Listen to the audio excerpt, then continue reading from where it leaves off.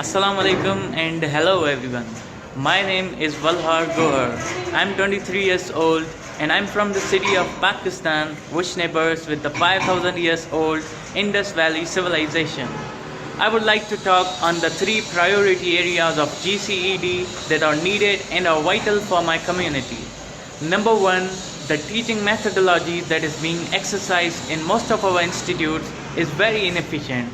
For an example, can you believe that a teacher who teaches bachelor engineers reads out loud from the book and students are supposed to follow and write? This is very inefficient. No use of computer technology. In fact, most of the teachers doesn't even know how to create a multimedia presentation. Number two, child labor practices. About 5 million children in Pakistan are forced to work underage despite of going to school.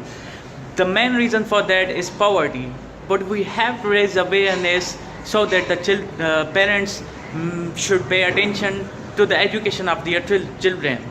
Number three, the insensitivity of people regarding the weather changes and environmental changes occurring in the world.